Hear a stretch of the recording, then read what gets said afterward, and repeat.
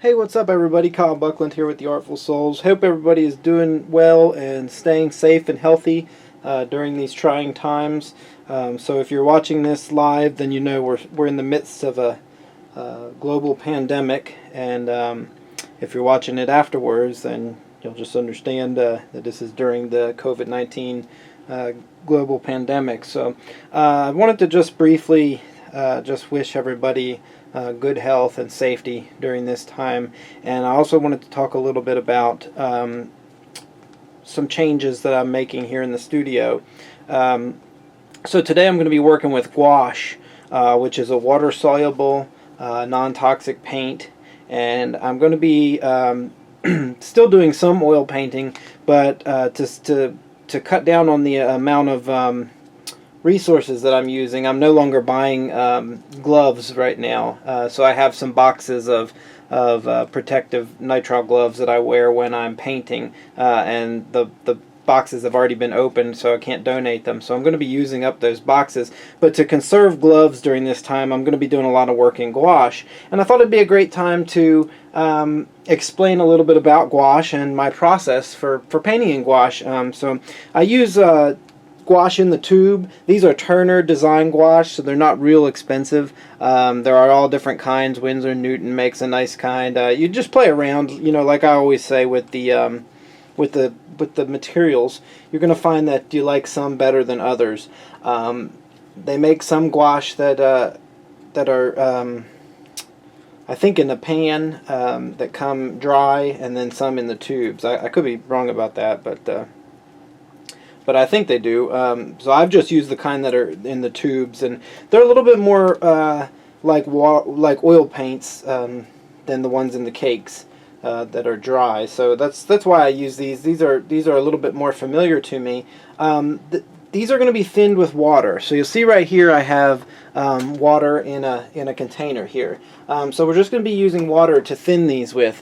Now, unlike watercolor, we can apply them opaquely too, so we can use them a little bit more thick, and we can cover up lights over darks. So if we're working with watercolors, we have to keep everything working from light to dark. But with these, we can come back and we can paint some lights over our darks. So I don't use a lot of different brushes when I'm painting with these gouache. I use these are watercolor brushes, and you can see here these are round brushes, and I've got sort of a large one and a medium-sized one, and then a very small detail brush. So that's all we're going to be using for this painting. And I'm only using a few colors too. We're going to be doing a limited palette demonstration here for this gouache. So I try to stress that you don't need a lot of colors. Sometimes less is more, and we want to focus on how dark or how light different areas are in our painting. So for this demonstration, we're just going to be using burnt sienna, which is our reddish brown color.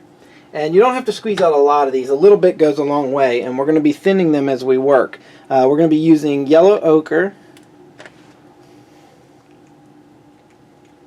and ultramarine deep. So this is our blue. So these are all colors that I keep on my oil painting palette too. So if you're familiar with the videos and you've worked in oils with me, you'll be familiar with these colors. Another familiar color that we're going to use is just titanium white. So and just like with the oil painting, we're going to put our white down here in a little bit larger pile. And I want to start out again by thinking about big shapes. So you know, there's not a whole lot of difference here. We're going to be going in the same process, working from darks to lights. We can work from thin to thick, so that's very similar too. The only difference that we're going to be experiencing is that our paint is going to be drying pretty quickly.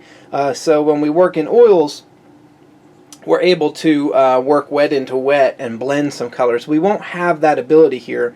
So we'll want to work fast. If you find that your colors are drying too quickly on the palette, what you can do is get a spray bottle, and you can use a spray bottle to mist it to keep your colors wet on the palette. And I'm working upright here just for the sake of the demonstration. You might find that laying your paper down flat works a little bit better for you, or even at an angle. You can just do whatever works best for you. This is a 9x12 watercolor paper. It's cold press. And it's on a block, so you can see what I mean by that is it's pressed paper. So if you look up watercolor block, it's sealed together around the edges, and then when you're done painting on it, you can take a butter knife and you separate this sheet and you have a fresh sheet underneath. That's really convenient because I can use it to paint with, and I can put it on my easel like this and hold it up, and then when I'm done I can separate the sheet of paper that the painting is on. So I went ahead and masked out the edges. So this will give us a nice clean crisp edge when we're done painting, and that's really fun. Creates a nice white border along the piece. So I just used blue painter's tape for that. You want to make sure when you put this tape on that you're really pressing it right here along the edge, because it will seep in around the edges if you're not careful. So we want to make sure that we get that tape good and stuck down to the paper real well. Now, as far as the process goes, it's going to be very similar to what we do with oil painting. So I'm going to take my round brush and I'm going to start with some burnt sienna and some ultramarine blue, and just create a nice medium dark. And we want to look at the reference photo. Now we have some big shapes here. There's a lot of detail in the trees, but we're going to not worry too much about that. We just want to look at these big shapes. We have three main lines that converge together here. We have this sunlit bank that comes back here like this, and then we have this other bank that comes up on this side. We'll dip into the water as we go. Now we have the actual river bank right here that kind of comes up right here. So that's our big three converging lines. There's actually another line here that converges right along in here. So we just want to look at our big lines again. We can get fancy and do all the little trees later, but right now we're just looking at the big shapes. And in addition to these big lines, we have some big dark and light areas. So really this is where our shadow comes across here, and then the shadow comes up here, and then this whole area down here is in shadow. Then we have this sunlit bank back here, and then the sky, which are going to be our lighter areas. But the cool thing about gouache is we can come back and work light over darks. So just like oils, we don't have to get too worried about painting an area that we want to go lighter in the end. We can paint it a little darker at first. So just to mass in our darks, and we do that a lot with oil painting or gouache, I like to get a big dark and light shape. I'm going to take burnt sienna and ultramarine blue and a good bit of water here, and I'm taking this medium-sized round brush, and I'm just going to go ahead and lay in my big dark shapes. So this is a sort of a color that leans a little to the warm side. With this combination of color, we can lean our darks a little to the warm or a little to the cool side, and we can shift it as we go. And I'm letting this be a little warmer in some areas and a little darker in others, and that's okay. Now we don't want to get it so thin that it starts to become too transparent, because then what will happen is the light of the white paper will come through and it'll kill our shadow effect. So we want to make sure that there's enough pigment in our brush that we get this area nice and dark. Now we've got some light that comes down into the river here, so we want to be careful about getting these values placed somewhat accurately. So we don't have to be perfect right now, but we want to go ahead and let's shift it. A little bit more ultramarine blue and a little bit more water is going to give us a slightly lighter and cooler tone. So we can go ahead and put that down in there right now. It doesn't have to be real light. We can come back and see, you can actually wipe your brush. So I'm wiping my brush here, and we can come back and pick up some of that paint right now while it's still wet to lighten areas too. So that's something that we can do very easily with this gouache. I'm going to come back here. There are some areas up in here where the trees come up against the sky, and there's a nice blue color. So I'm going to go ahead and get a little bit more ultramarine blue on my brush, and I want to just sort of pop that in up in there. And now how we have some areas that are dripping down in here. That's alright, because that's just going to add extra interest. We can do a little thing here too where we hold the brush sideways like this and we let it skip on this. That's why I like this cold press paper, because just like we're painting with watercolor, you can use this to get some texture. So I'm going to go ahead and just hold this here and let it scumble across the paper there and get some neat textures in there.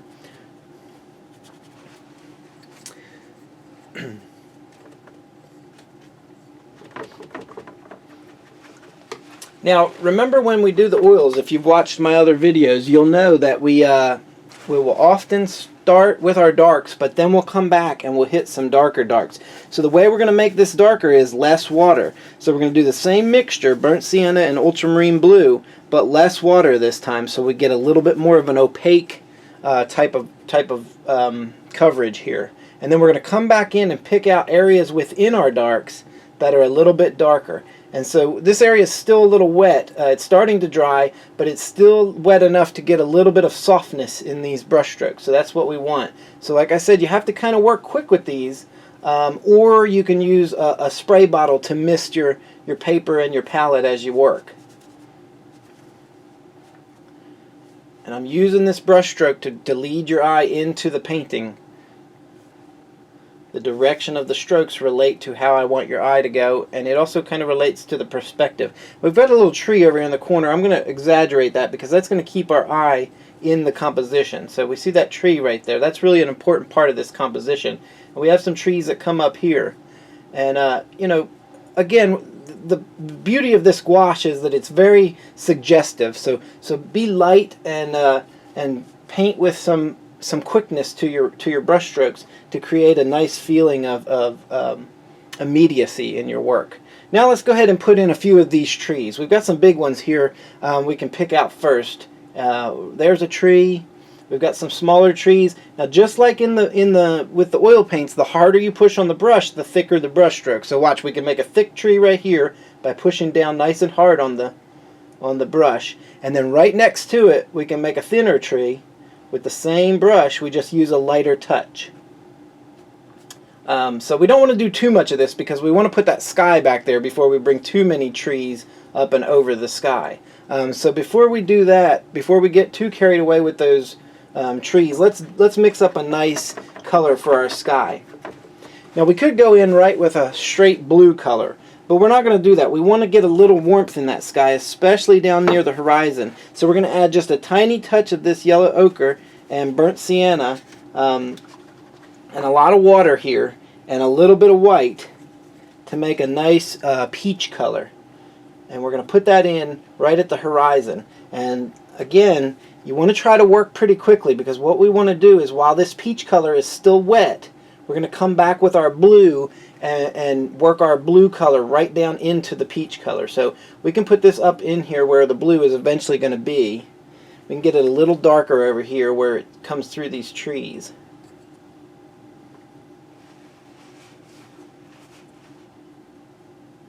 And even up here in this corner where the blue is darker, we can make this peach color a little darker. But it'd be nice to have some of this warm color underneath of our blue. So now we can pick up some blue, and it really doesn't take much of this. I'm telling you, it's just a tiny touch. It'll take some getting used to. If you're used to the oil paints, you know we dip in and we use a lot of paint. But here we're not using as much pigment because gouache is a little bit different than oil paint. And real quickly, we're going to start over here and let's work this blue down into that peach color, and we'll let it pick up some of that peach color as it works down in there. And then we're changing the direction of our brush stroke as we go to lead your eye into the picture. So these brush strokes over here are coming down, where these brush strokes over here come in like this. Let's see that. Okay. And I'll get a little bit of a darker blue just to suggest some areas where the blue is coming through these trees. It's going to be a little bit darker. So we can put that here where these branches are going to eventually go. It's going to look a little strange right now, but you see once we get those branches in there, it'll make more sense.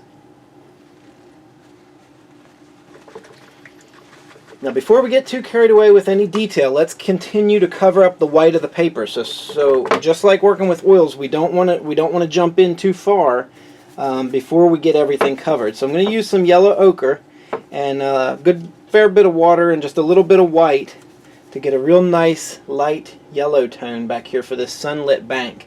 And there are some areas back in there that are even lighter than this, but right now we want sort of a medium light, so not too light.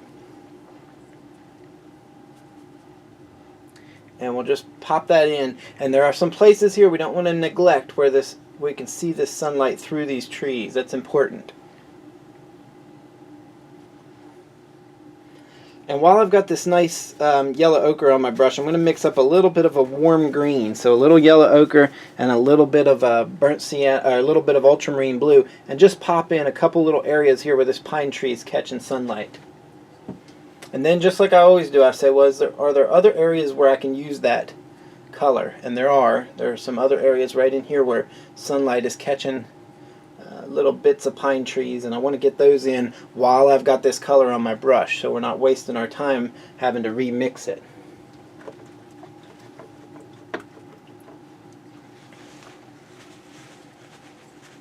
Now, we're going to start picking out our big areas and getting back in there and decorating them some more. So one thing I want to do is pick out this area in this water where there's this nice blue reflection from the sky. And see, our water is probably starting to dry now a little bit. So we can pick up a nice blue color, a little bit of white, a little bit of ultramarine blue, and if we get this to be the right value, we can go ahead and put this in here real nice and quick like this with some zigzagging brush strokes to suggest our water. You really don't have to get too detailed with these gouache paintings. They're fun, they're expressive, they're like little poems. So don't overwork it. Well, I've got this dark blue. Again, I'm looking, are there other areas? And there are. Right up here we'll see some dark blue where these trees are. So we can hit those little areas there.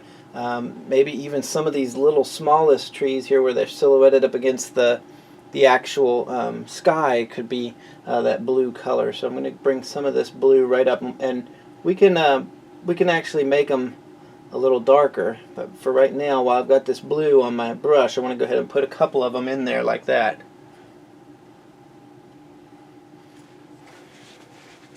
And then, real quick, let's go ahead and finish this little area here where the trees are coming off of this bank. So I've got the darker color now that I mixed up. So again, we're not using a lot of different colors. We're just using different values. I already have this dark mixed up. It's our burnt sienna and ultramarine blue.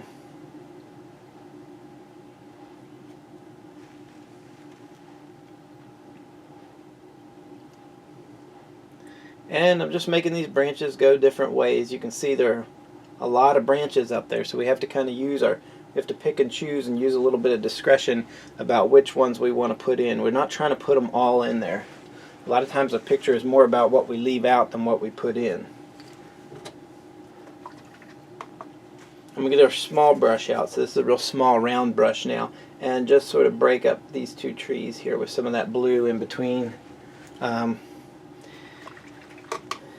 going to use this small round brush too to pick out some areas. This is yellow ochre and titanium white, and nice and opaque now because we're coming back over with some light areas. We're going to pick out a few little areas out here that are just a little bit lighter than our light bank over there, or our light ridge off in the distance.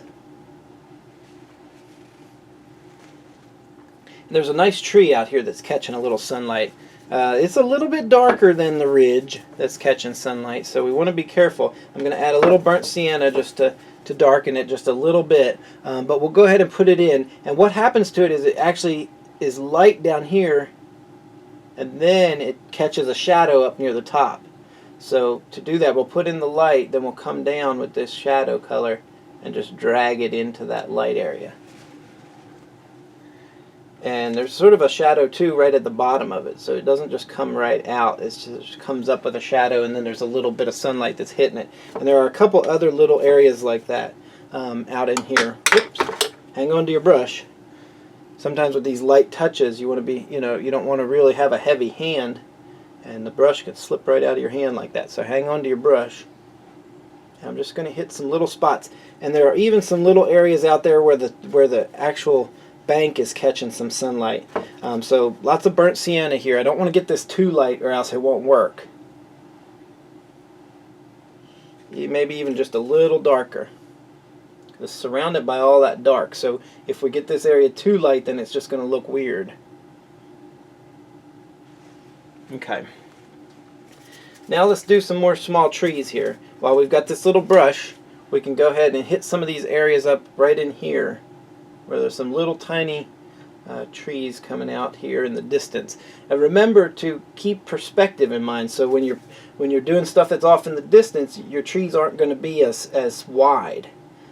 So because this tree bank up here, or this little ridge is further back, we don't want any real wide trees up in there. We want these trees to be smaller. We'll save the wide trees for as we come forward. I'm going to do a little bit of an outline on this tree up in the foreground, so a real nice dark color, burnt sienna and ultramarine blue, and I'm going to come right back over where the tree is, but right along the edge, give it sort of a descriptive outline here. And the trick is to have enough water to get the paint to come off of the brush, but not so much that it gets too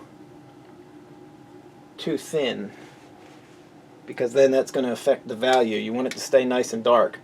There's a little line here where this bank comes right in here, and then there are also some little trees on this bank that are important, so let's go ahead and get some of them in just to sort of decorate this area. Like I said, it's just we're picking out some of these bigger areas and we're coming back and decorating them.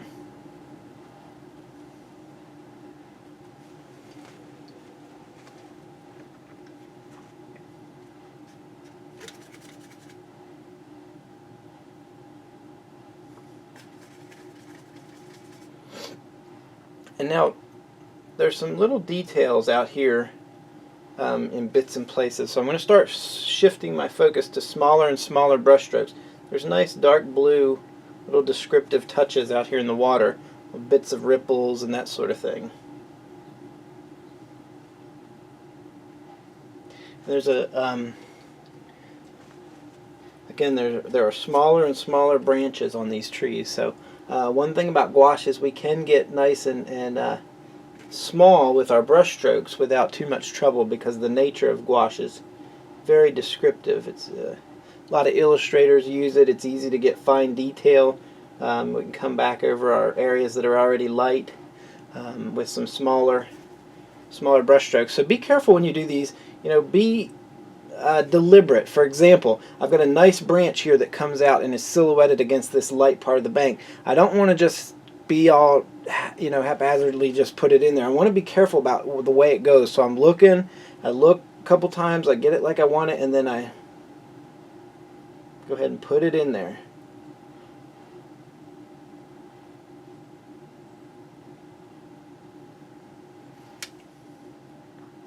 And make sure that all your trees, you know, aren't just going straight. You know, trees go every which way, and they a lot of times they bend to get out of the way of the other trees. So for example, that little tree comes out and really leans out to get away from these other trees there, and we can pick up on that and exaggerate it, and it'll give our painting a nice feeling of life in it.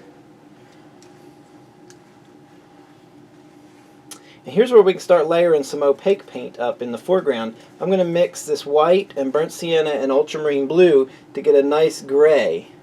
And then I can start using these little touches to suggest some of these leaves and debris here along the trail in the foreground. And I'm going to shift it and make it a little bluer in some areas and a little grayer in others, so we can put a little bit of that light blue in it. And it just gives a feeling of detail in the foreground and pulls this area forward a little bit more.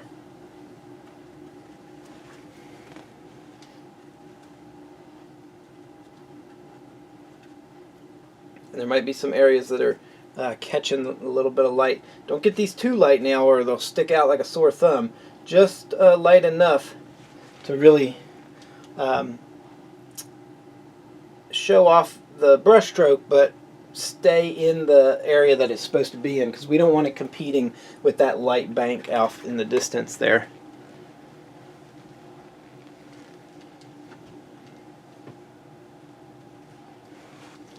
Now when we have some of these places where there are a lot of tree branches, we can do that scumble again. So I'm going to mix up my dark. I've already got it here on the palette. And the trick here is not to have too much paint on your brush. So you could put a little on your brush, like that, and then wipe it down just a little bit to get the excess paint off, and then hold it sideways like this, and with a real light touch, just let it kind of scrape across and let it hit some of those little high points on the paper, creating like a scumble across there.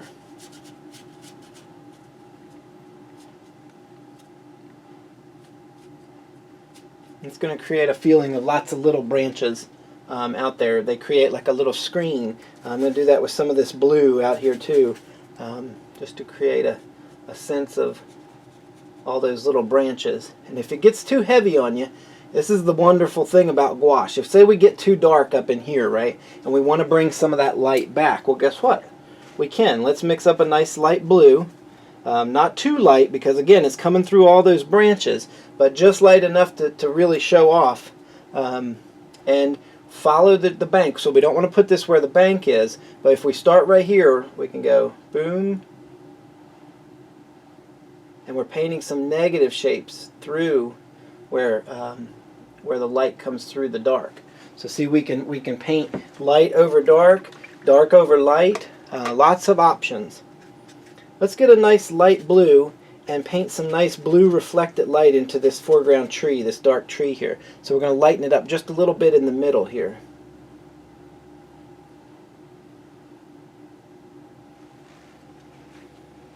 It's a nice effect. We can do the same thing with this tree down here in the corner. Just a little bit of blue, and then I want to get some dark again and come back and redraw that tree there. There are some little branches here. I don't want to do too many little branches down here because I want your eye to be able to go down the river and follow the river along there. So see, the color scheme is not complicated here. We're just working with darks and lights mostly, and our colors are very limited, mixed with all the same colors. So there's this little bit of this dark area where this pine tree is in the shadow still, right here, and then we have a nice reflection of it right in here. So we don't want to neglect that. That's a nice part of this composition. Helps move your eye back around to the bottom there. And let's do this. We don't have it happening, but actually I take that back. I was going to put a branch over there in the left side of the composition, but I don't think we need it because I think we have enough movement with this pine tree here that throws your eye back around. We might just do a few little things. Maybe accentuate this dark tree branch right here that comes up in front of the pine tree, and then it catches a little bit of light up in here.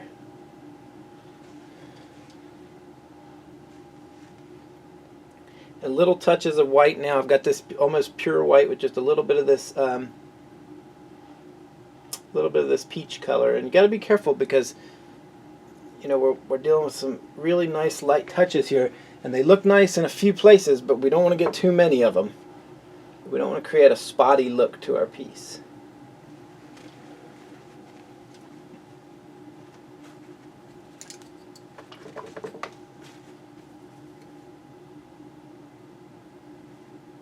A little bit more of this dark blue up in here.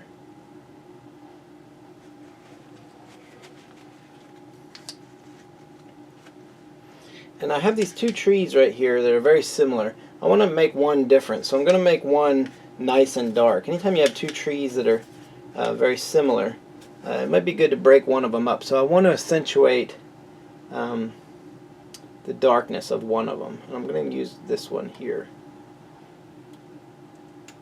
So I'm making decisions now that aren't necessarily related to my subject matter as much as they are just related to actually making the picture more effective. Let's get some lighter blue in the water.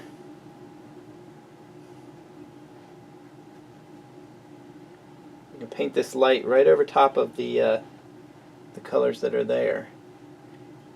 There are some areas in it, and we don't want to do too much of this because it'll lose its power, but there are some areas right in here where the water is reflecting even a little bit lighter area.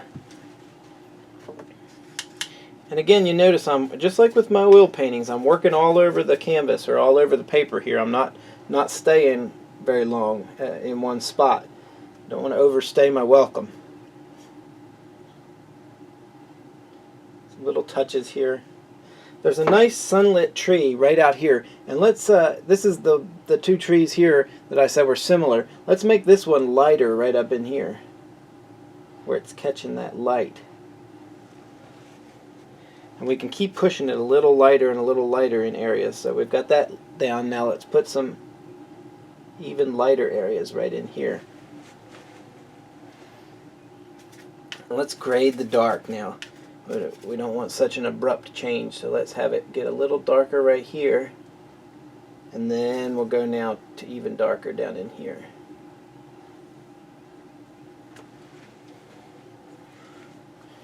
There are some other areas where some sunlight's popping through and hitting some of these trees too.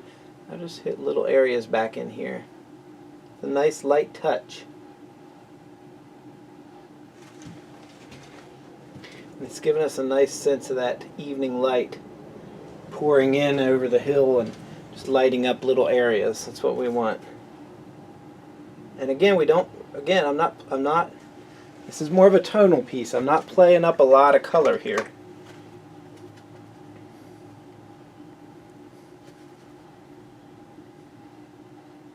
Just want to lighten some areas on that bank just a little bit. And you know what? Let's give us just a little bit more of a tree up in here. So some real little fine branches up in there.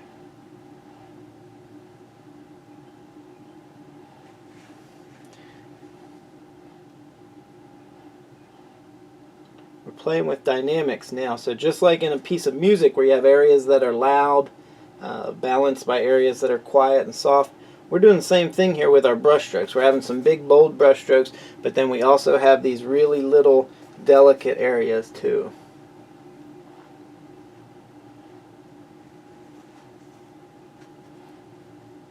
Bring some more of this light sky back in.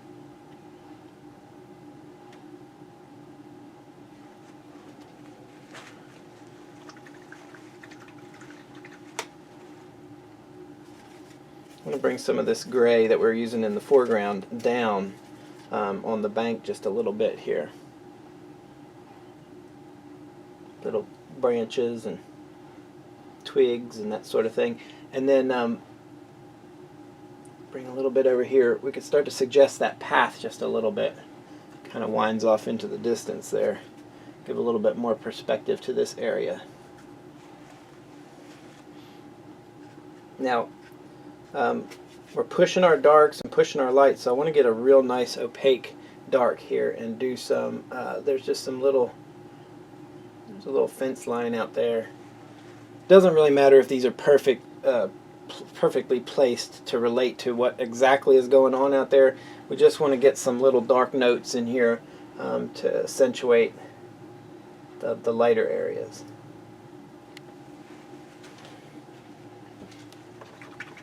And maybe some little tiny leaves that are silhouetted up against the sky here. Not too many, but just some little dots and dashes.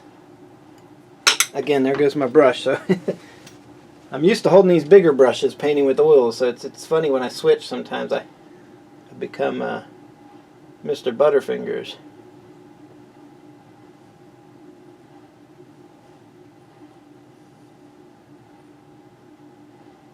And watch how these little tiny leaves, they group together. So for example, we might have like, 1, 2, and then 3.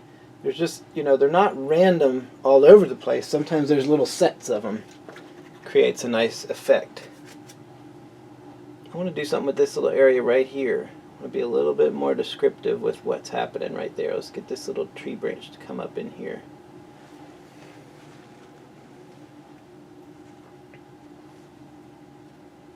Get some of this yellow and a little bit of blue, make that nice warm green color again for this tree right here, and just branch it out just a little bit more.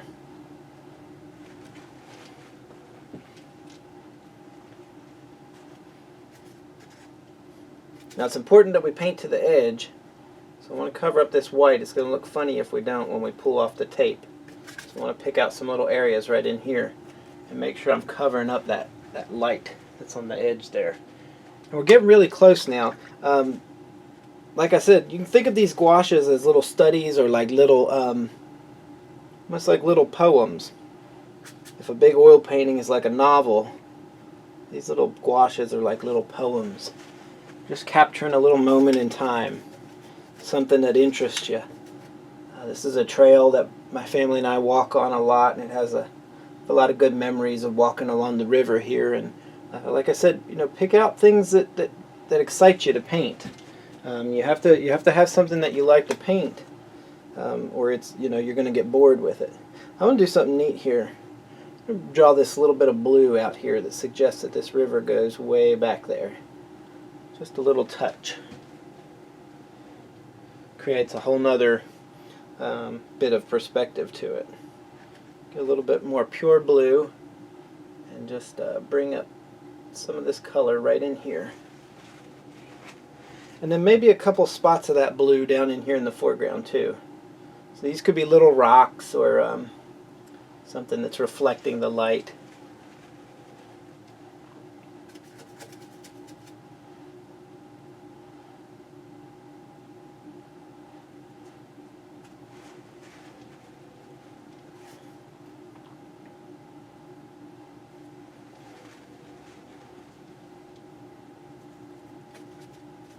A little bit of warm tone right out here.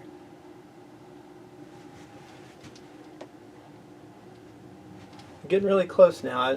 Like I said, especially with these gouache, I'm real careful not to overwork my paintings, but especially with these gouache, I love the brevity of them.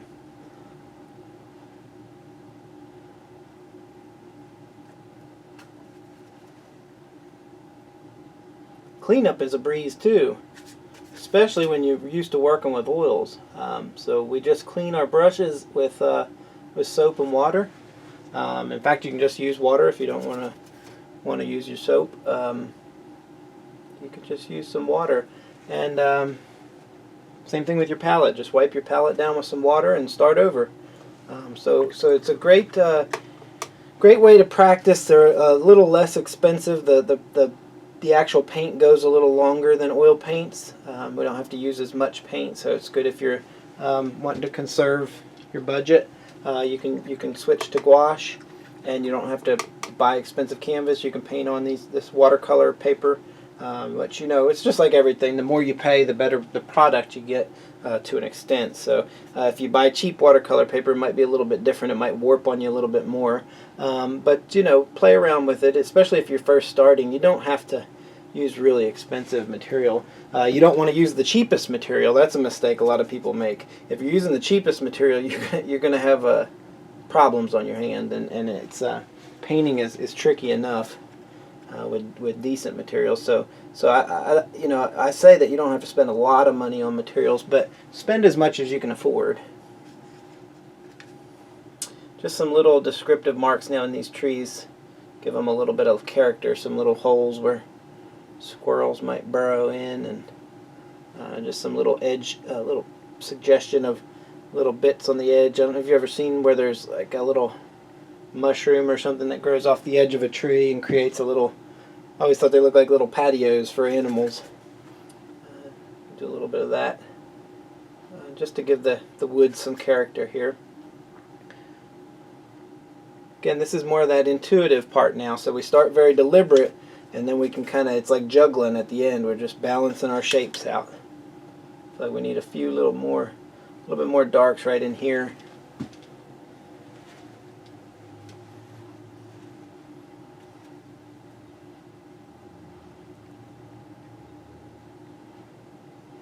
So I'm going to set up a special gallery.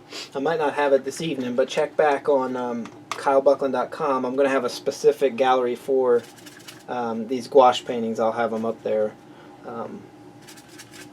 sometime this week. So it's today is Tuesday, March 24th, I believe. So definitely this week I'll have these up on my website. So be sure to check back if you're interested. They'll be available through my website at a lower price point than my oils.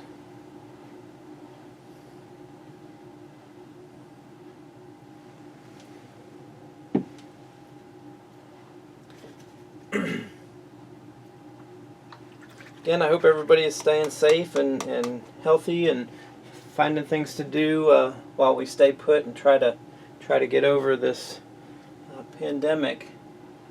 I think it's important that we all do our best at helping stop the spread of this virus, and painting is a great way to relieve stress and boredom if you're stuck at home.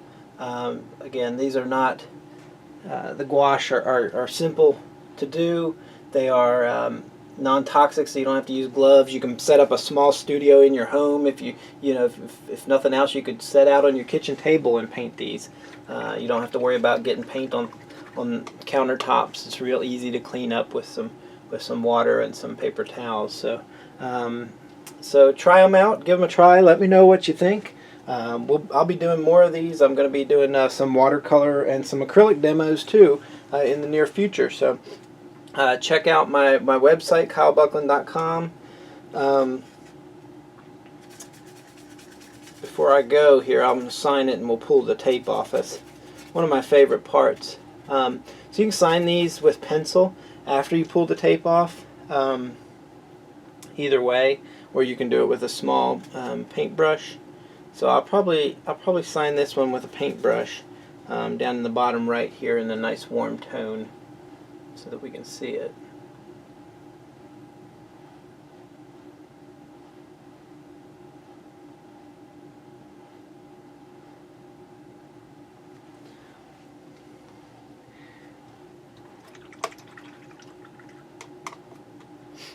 And you know how it goes. I always say, as soon as I sign it, I see a little something I want to do. Just want to add a little bit more detail to that tree right there, and then maybe a couple little branches coming off, pointing your eye into the composition too. Sometimes we get these little branches that come off these big trees like this. Alright, now for the grand finale. So be careful when you're pulling the tape off. You want to start gently and try to fold it back as much as possible. So in other words, don't pull straight off real fast. You want to kind of be methodical and just let it roll off like this.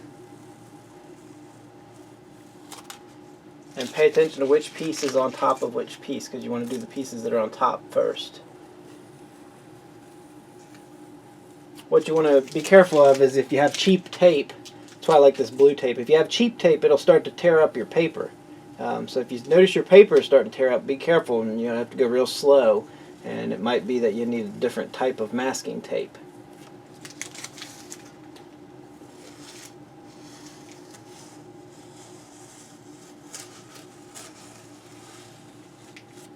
Alright, so if you like what you're seeing here and you want more content, I also have lots of videos on my Patreon page. The link for that is in the description below. You can sign up for as little as $1 a month. I've got it set up so it's a sort of pay what you can. I wanted to make it affordable for everybody. So the basic sign-up level is $1 a month, and I've got lots of other demo videos that aren't available here on YouTube over on my Patreon page. So check that out, and if you're interested in purchasing this painting, contact me through my email, kyle.buckland@gmail.com, or through my website, kylebuckland.com. This painting will be available on there very soon. So thanks so much for watching. I hope you enjoyed this gouache demo, and I'll see you soon with another video.